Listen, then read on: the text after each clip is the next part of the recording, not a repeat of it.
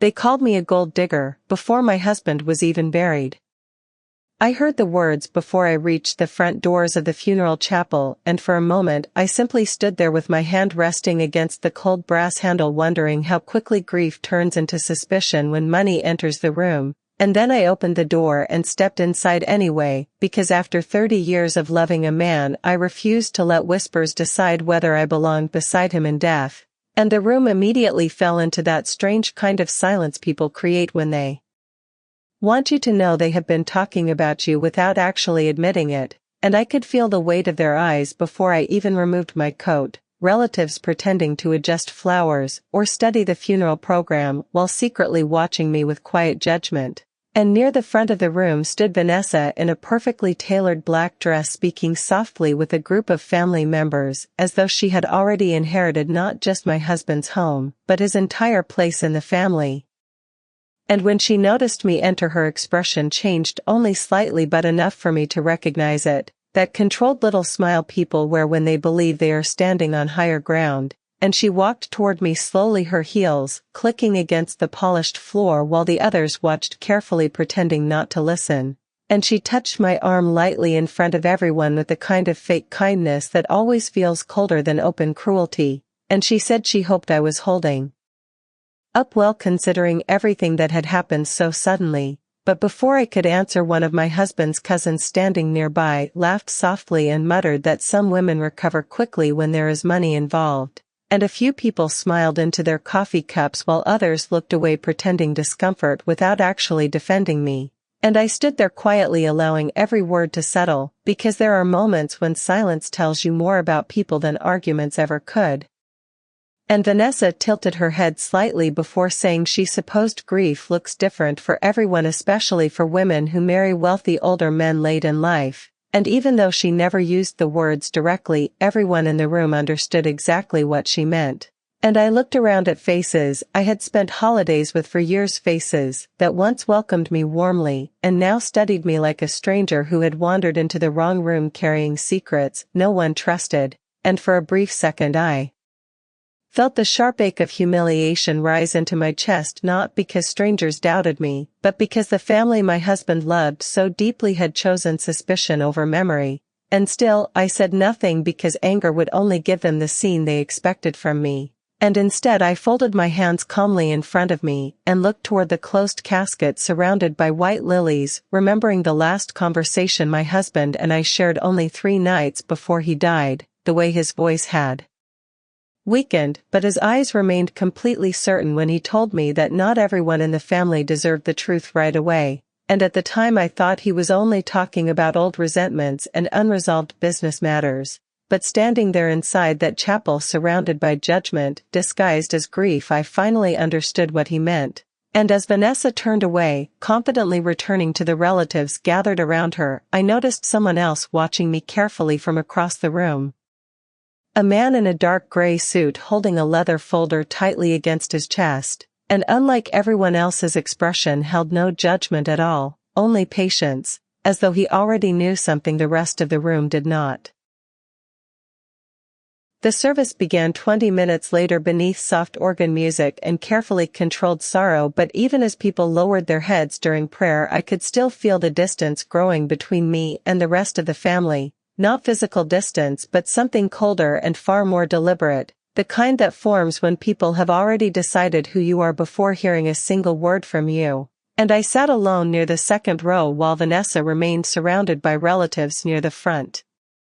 greeting guests as though she were now the center of the Hale family, and every movement she made carried the confidence of someone who believed the future had already settled in her favor. And several times I caught her glancing toward me before leaning close to whisper something into another person's ear, causing restrained smiles and sympathetic nods that never once included me. And I remained still because grief had already exhausted me in ways humiliation could not deepen. And as the pastor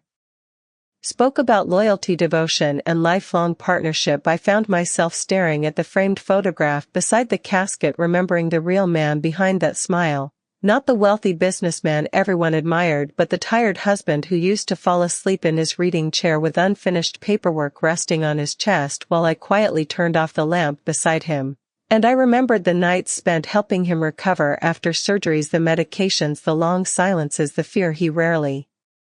admitted out loud, and not once during those years had anyone accused me of chasing money, because none of them were around long enough to witness the difficult parts that never appeared at holiday dinners. And that realization hurt more than Vanessa's words ever could, because people always respect sacrifice until inheritance becomes part of the conversation. And as the service continued, Ethan finally arrived from the back entrance, his face pale and tense from lack of sleep, and for one brief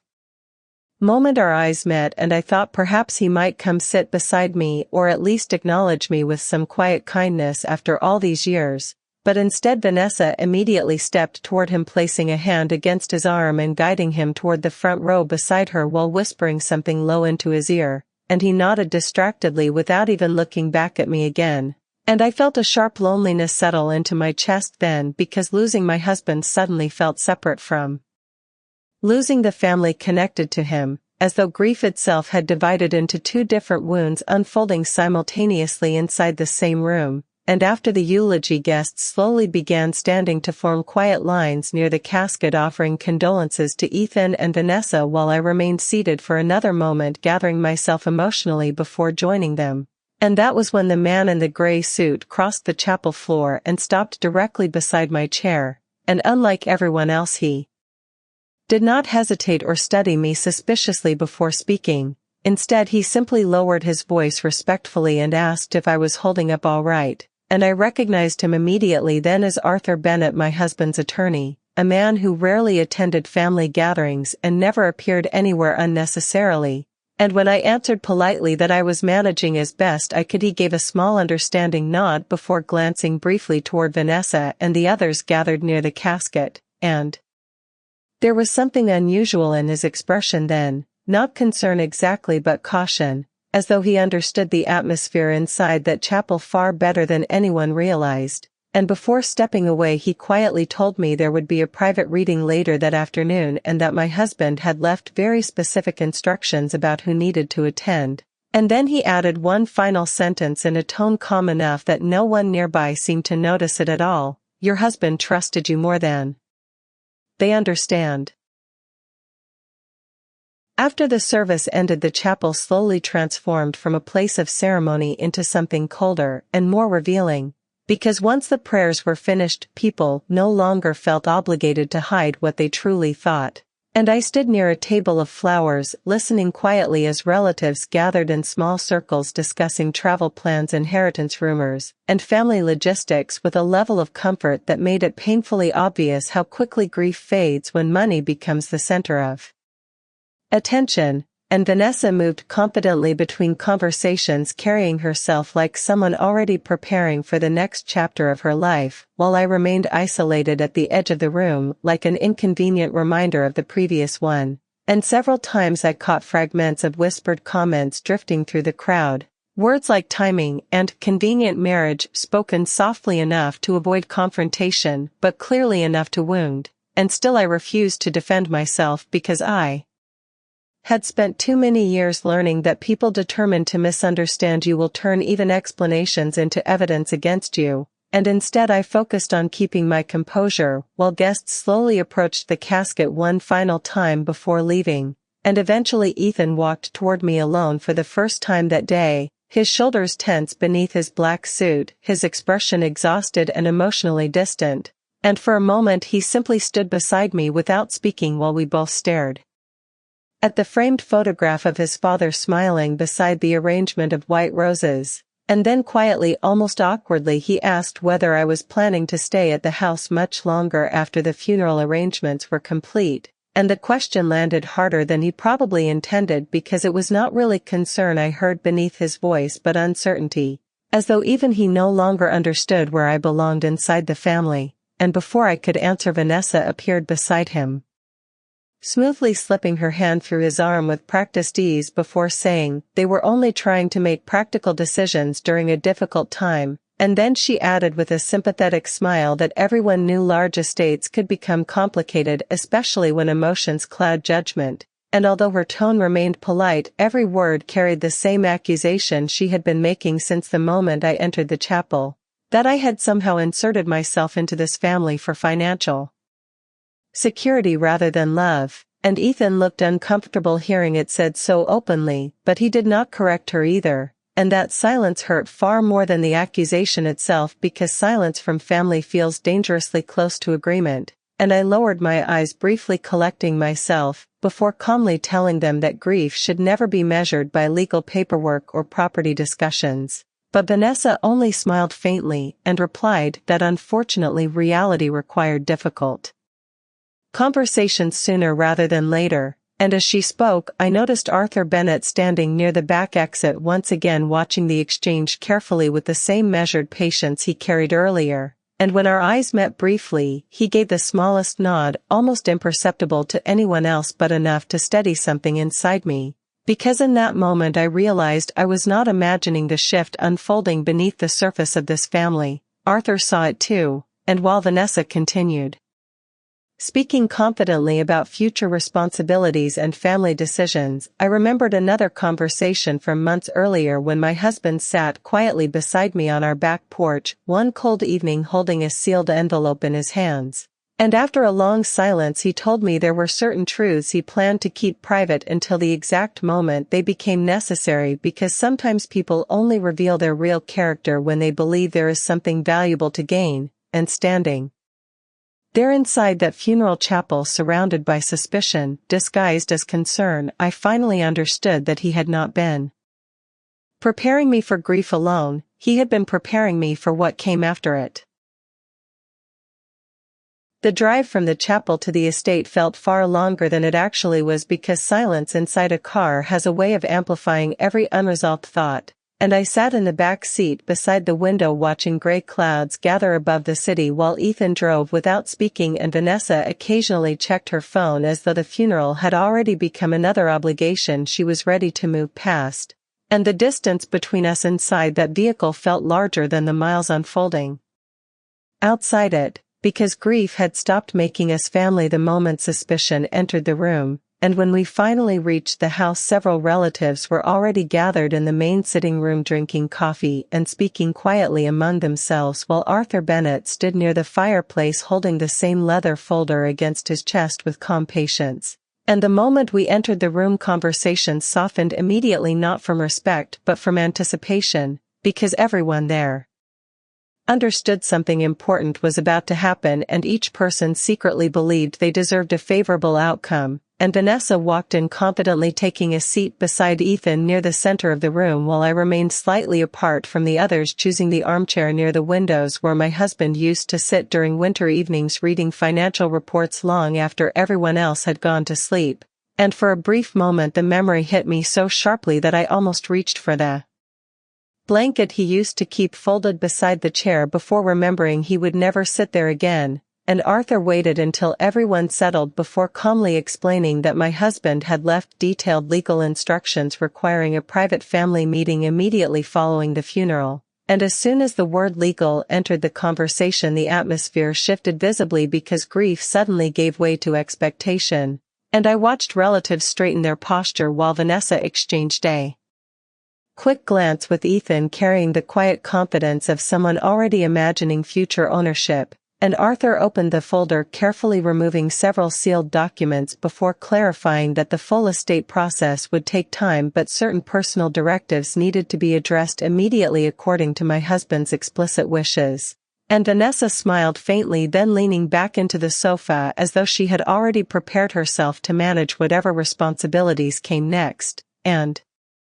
one of Ethan's uncles even joked softly that after all these years the family business would finally return completely to blood relatives, and a few people nodded in quiet agreement while avoiding eye contact with me entirely, and I felt humiliation rise once more inside my chest, but this time it no longer carried the same pain because slowly I was beginning to see the situation with complete clarity. They had already reduced me into a stereotype inside their minds, an aging woman who married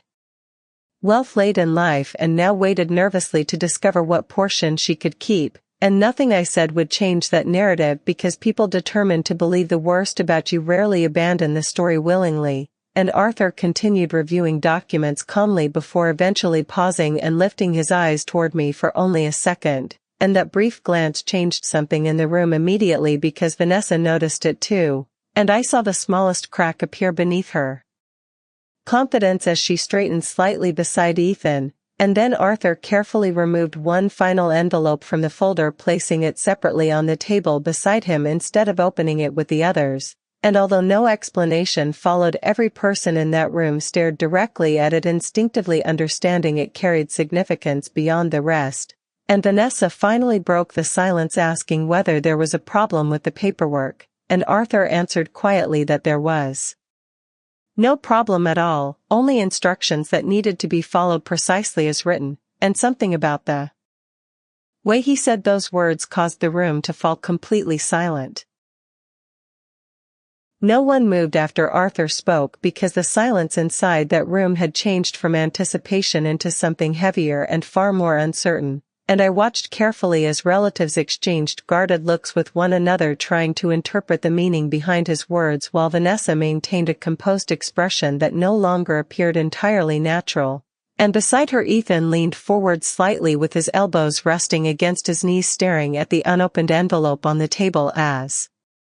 though he could force answers out of it through concentration alone, and Arthur remained calm, allowing the silence to settle before finally explaining that my husband had established several confidential legal arrangements during the final years of his life, and that one specific directive involved a private beneficiary designation which would not be discussed publicly outside the immediate family meeting. And the moment he used the word beneficiary, I felt the entire atmosphere tighten, because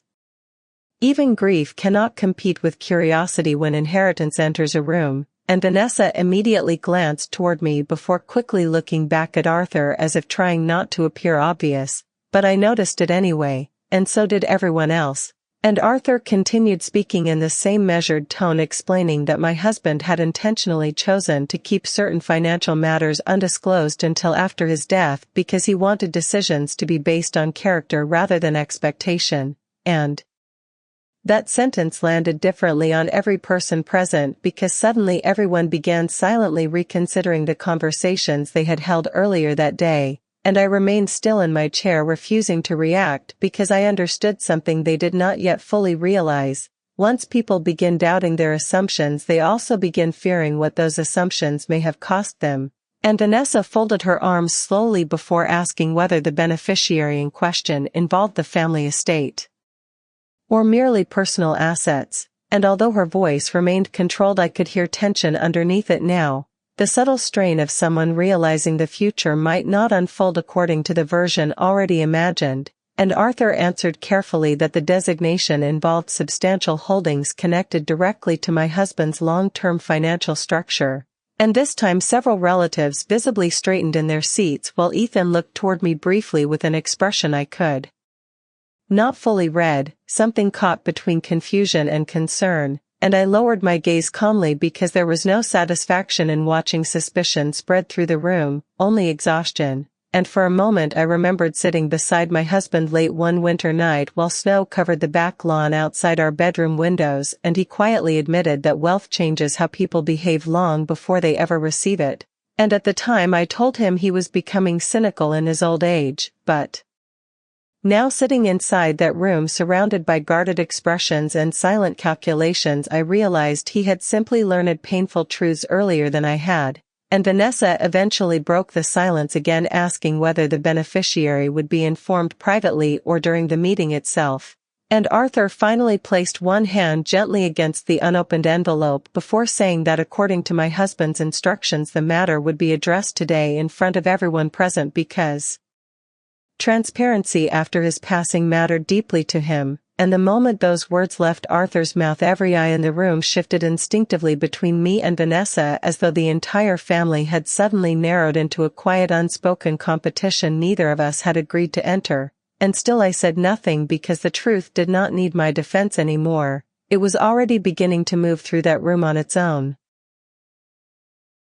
Arthur did not open the envelope immediately, and somehow that made the room even more tense because anticipation always grows sharper when answers remain just out of reach, and no one seemed willing to interrupt the silence now, not even the relatives who had spent the entire afternoon whispering confidently about the future of the estate. And I sat quietly near the window watching the expressions around me change little by little as certainty slowly gave way to doubt, and for the first time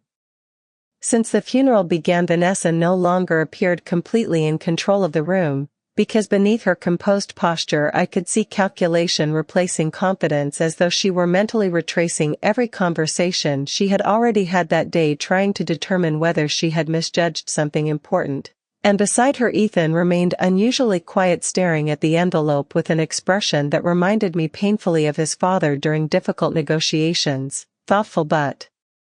increasingly uneasy. And after several long moments Arthur finally spoke again, explaining that my husband had spent the final years of his life reorganizing several financial structures privately due to concerns about how family relationships had begun changing around wealth and expectation. And that statement immediately shifted the atmosphere, because suddenly people no longer looked offended or defensive, they looked exposed. And Arthur carefully removed a folded handwritten letter from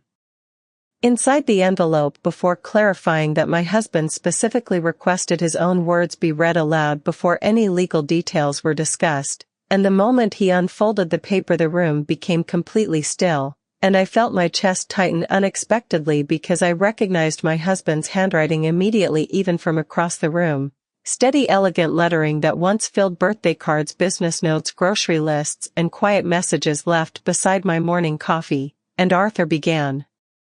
reading slowly, his voice calm and measured, as my husband explained that over the years he had watched members of the family grow increasingly interested in appearances, status, and future inheritance, while forgetting the meaning of loyalty during difficult times. And several relatives lowered their eyes almost immediately, while Vanessa remained perfectly still beside Ethan, her expression carefully controlled. And then Arthur continued reading the line that changed the room forever: "The person who stood beside me when my health declined and when my business struggles became invisible to everyone else was Margaret." And hearing my name spoken aloud in my husband's own words felt strangely overwhelming, because until that moment I had spent the entire day being discussed like an outsider rather than remembered as his wife. And Arthur continued reading as my husband described nights in hospital rooms, difficult recovery periods, and private fears he shared only with me, because according to him, trust is proven quietly long before death ever reveals money. And by then no one in the room seemed comfortable anymore, because the version of me they created throughout the day no longer matched the man they had just heard speaking through that letter. And Ethan finally looked toward me fully for the first time since the funeral began, and the guilt in his expression hurt almost as much as the accusations earlier had. And then Arthur lowered the letter briefly before calmly explaining that due to those reasons my husband had designated a confidential primary beneficiary connected to several protected financial holdings and private accounts that existed separately from the public estate structure. And I heard someone near the fireplace inhale sharply, while Vanessa's posture stiffened beside Ethan almost imperceptibly. And although Arthur still had not spoken the beneficiary's name aloud, every person in that room suddenly understood exactly where the truth was leading. And I remained silent, because there was nothing left to defend anymore. The man they buried that morning had already spoken for me himself. The silence after Arthur finished reading felt almost unreal, because moments earlier that room had been filled with quiet judgment and private certainty. But now no one seemed entirely sure where to look or what expression to wear. And I remained seated near the window, watching the emotional shift move slowly across familiar faces like a storm finally reaching shore. And for the first time all day I no longer felt invisible inside my own marriage, because my husband's words had done something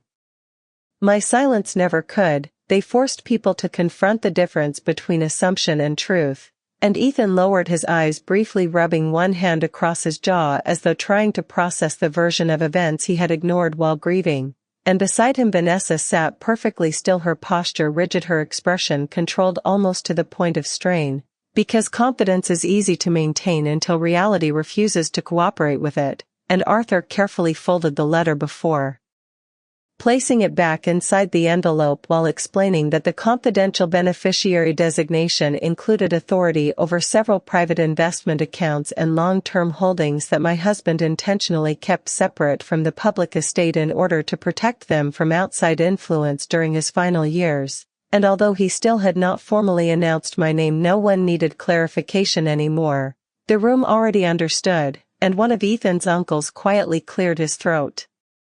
Before awkwardly asking why none of them had been informed about these arrangements earlier, and Arthur answered calmly that my husband specifically instructed him to reveal the information only after his passing because he wanted to observe how family members behaved when they believed wealth was available but uncertain. And those words settled heavily over the room because suddenly every conversation from that day carried consequences. Every whisper, every accusation, every dismissive glance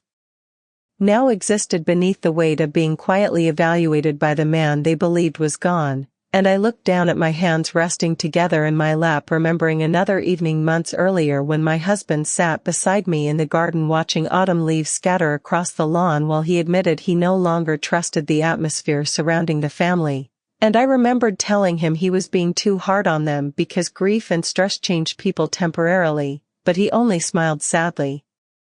Before saying that true character becomes visible when people think no one important is watching anymore, and now hearing Arthur repeat those same concerns aloud made me realize how carefully my husband had prepared for this exact moment, not out of revenge but out of clarity. And Ethan finally looked directly at me, then his expression no longer guarded but deeply unsettled, as though he had suddenly recognized how isolated I must have felt throughout the entire day, and after several painful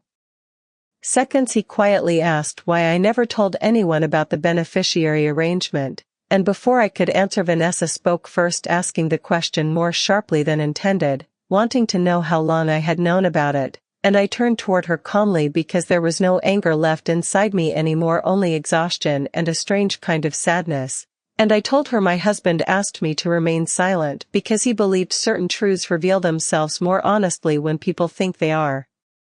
hidden. And no one in the room responded after that because every person present understood exactly what had just been revealed about them, and Arthur finally lifted the final document from the table before saying there was still one instruction left to discuss, one that according to my husband's handwritten note mattered more to him than the money itself. And when he looked directly toward me before opening the document, I suddenly realized the hardest part of the day might not have happened yet. Arthur opened the final document slowly, and by then the room had become so quiet that even the sound of paper unfolding seemed unusually loud, and no one interrupted him anymore because the confidence that filled the house earlier that afternoon had completely disappeared, replaced instead by the uncomfortable awareness that my husband had seen far more than anyone realized before he died, and I remained seated near the window feeling emotionally exhausted in a way that had little to do with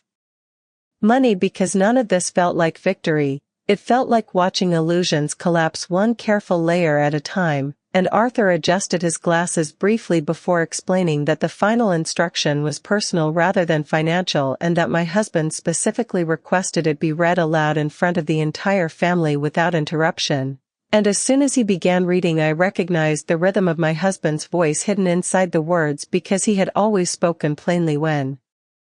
something mattered deeply to him, and the letter explained that wealth was never the thing he feared losing most during his final years, trust was, and he wrote that illness has a way of revealing which people stay close out of love and which ones remain nearby only while expecting future reward, and several relatives visibly shifted uncomfortably while Ethan lowered his head again, unable to fully hide the guilt on his face, and then Arthur continued reading the line that seemed to affect the room more than any financial detail had so far. Margaret never asked me for ownership because she already treated my life like something valuable before she ever knew what remained of my money, and I felt my throat tighten hearing those words because they carried memories no one else in that room would ever fully understand. Nights spent sitting beside hospital beds, difficult mornings helping him walk after surgery, quiet evenings when fear sat heavier than conversation and we simply held hands without speaking at all. And for years none of those moments mattered publicly because sacrifice rarely impresses people until inheritance confirms it afterward. And Vanessa sat perfectly motionless now, her expression no longer defensive but unsettled, as though she were struggling to reconcile the version of me she created with the woman my husband had just described so clearly. And Arthur then explained that beyond the confidential beneficiary designation, my husband also established a private charitable foundation under my supervision intended to continue several community projects he supported quietly for years without public recognition. And this revelation changed the atmosphere again because suddenly the conversation was no longer centered entirely around personal wealth but around responsibility, trust, and legacy. And I saw Ethan look toward me differently then, not with suspicion or confusion anymore but with the beginning of understanding, as though he was finally realizing his father's decisions were never motivated by favoritism but by observed character over time. And after Arthur finished reading the final page, he closed the folder gently before saying that all remaining legal transitions would proceed exactly according to my husband's written instructions and that no challenges were expected due to the clarity of the documentation. And no one argued with him because by then there was nothing left to argue against. The truth had already settled too deeply into the room. And after several long seconds Vanessa finally spoke, quietly asking why my husband never told the family how much responsibility he had entrusted to me. And before Arthur could answer I looked toward her calmly and said that perhaps he needed everyone to reveal themselves honestly first. And the silence that followed felt different from every other silence that day because this one carried recognition instead of judgment. And for the first time since walking into the funeral chapel that morning I no longer felt like an outsider defending my place in the family, because the man they buried had already secured it long before any of them began questioning it. The meeting ended slowly after that, not because there was more left to discuss but because no one seemed entirely ready to face the version of themselves that had been exposed inside that room. And one by one relatives gathered their coats, coffee cups and quiet embarrassment before leaving the house with far less confidence than they carried into it earlier that afternoon. And I remained seated near the window for several minutes after everyone else began standing because emotionally I felt suspended somewhere between grief, exhaustion and relief. And outside the winter sky had already darkened, turning the estate grounds silver beneath the evening light, while inside the house the silence finally felt honest again, and Ethan lingered near the fireplace after the others left, occasionally glancing toward me as though searching for words capable of repairing something larger than a misunderstanding. And eventually he crossed the room slowly before sitting in the chair opposite mine, where his father used to review paperwork late at night. And for several seconds neither of us spoke because some apologies arrive long before language catches up to them. And then quietly, almost painfully, he admitted that he should have defended me earlier at the funeral instead of allowing other people to shape his judgment. And I looked at him carefully, realizing how much he suddenly resembled the frightened, exhausted son hidden beneath the successful adult he tried so hard to appear as. And I told him grief makes people vulnerable to fear, especially when money and uncertainty enter the same room, but fear does not erase responsibility for the way we treat one another. And he nodded, slowly lowering his eyes before admitting that somewhere along the way he began listening more to assumptions than to memories. And hearing that hurt, but it also felt honest in a way the rest of the day rarely had. And across the room Vanessa remained standing near the doorway, unusually quiet, no longer carrying the sharp confidence she wore earlier that morning. And eventually she stepped closer, her posture restrained, her voice softer than I had heard it all day before, saying she misjudged me because she believed wealth always follows manipulation. And I understood then that her accusations were never entirely about me. They were about the kind of world she had convinced herself existed, one where nobody remains beside power unless they expect something in return. And I told her calmly that the saddest part of losing trust is not the money attached to it but the relationships destroyed before the truth ever arrives. And she lowered her eyes briefly without arguing because there was nothing left to defend anymore. And after a long silence Arthur gathered the remaining documents and prepared to leave, but before reaching the front door he paused beside my chair and quietly handed me the final handwritten note my husband had left unopened specifically for me alone. And after everyone else moved into the hallway I unfolded the paper, carefully recognizing his handwriting immediately once again. And the message inside was short, only a few lines written with the same calm certainty that carried me through the entire day. If they ever mistake your silence for weakness, let them Truth does not rush to prove itself, and as I finished reading those words I finally felt tears rise for the first time since the funeral began, because beneath all the accusations, inheritance discussions and family tension there remained only one reality that truly mattered. The man I loved had known exactly who I was until the very end, and as the house settled into quiet around me I understood something clearly at last. They thought I stayed for his money because they never understood the value of being chosen for trust instead.